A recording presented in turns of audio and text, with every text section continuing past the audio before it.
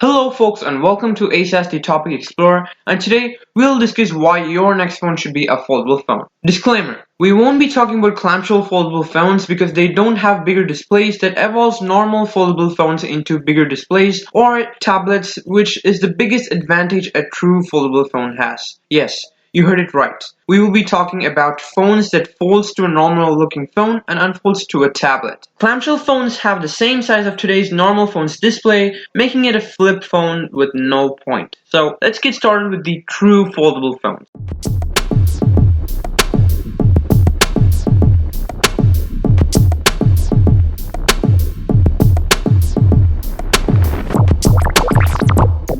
Alright, foldable phones are expensive because all the parts inside and outside the phone, such as the battery and display, are flexible. Thus, it makes the phone itself flexible, and every foldable phone in the market right now costs about $1,300, and the price does not go down unless you are planning to buy it in a special occasion such as Black Friday or Boxing Day. But foldable phones still saves you more money because you don't have to buy another iPad or a tablet, because simply your phone can unfold to a tablet, and that's called indirect savings. We use this functionality in our PCs today, but even though multitasking can be done in today's smartphones, the display is simply too small to use two applications in one screen. But multitasking in foldable devices are just awesome. In one screen of this device, you can open one or two apps and do the same thing with the other side. At the end, you can use up to 4 apps in just one screen, like playing a game in one side and asking your friend to join you in another side. This is crazy and it's awesome.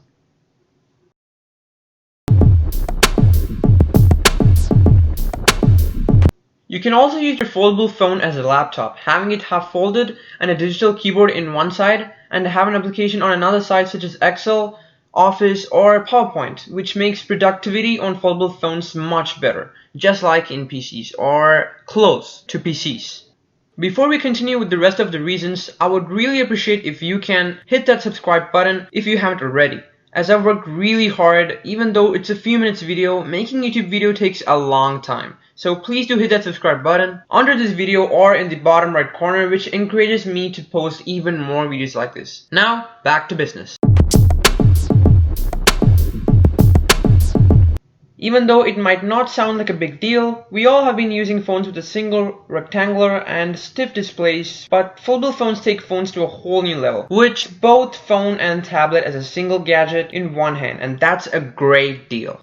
Today's rectangular phones pushes smartphone manufacturers to limit their ideas towards creating different looking phones. But with foldable phones, manufacturers get to be more creative and bring different types of foldable phones, and at the end of the day, we will have more options to look for. Now, let's take a look at the top 3 foldable phones you can buy today and rely on them, like you would do on a normal rectangular/regular phone.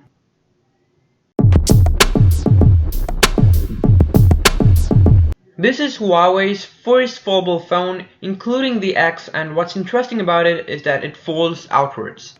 The XS has a width of 78.5mm and a height of 161.3mm, which is a big display for sure. What I really love about the XS is that it clearly does what it should be doing. And what I mean by that is when it folds, it looks like a phone, and when it unfolds, it looks like a proper tablet, giving you true proper experience. But the reason it's a third is because it does not have Google services because of the US ban for security reasons. So no Google Play Store, YouTube, Chrome, etc, etc. Royal raced to make FlexPi the world's first commercially available foldable phone ahead of the other manufacturers, and indeed, it was the first foldable phone that's available to buy. But the problem is the durability. The FlexPi's display is reportedly very unreliable, and it's prone to get scratches, and the phone also makes cracky noises when it gets folded. But Royal is releasing a next-gen FlexPi with FlexPi 2, and they have seemed to reportedly fix all the durability issues, including the display.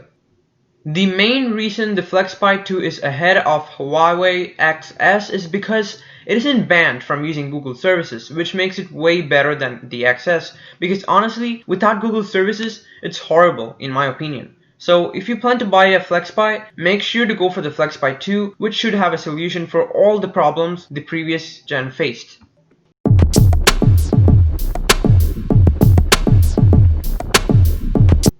This is also the second gen of the previous Galaxy Fold, and Samsung has improved a ton, like making the outer display that acts like a phone bigger like a normal phone, as the previous gen had a very small display, which was very hard to use and always had to use it in tablet mode. But the Z Fold 2 doesn't have that problems, and Samsung has also fixed all the durability issues, as well as they've implemented a different hinge which makes the flexible display fold quieter and smoother, while in the previous gen, which is the normal Galaxy Fold, had some strange noises coming from the hinge when folding.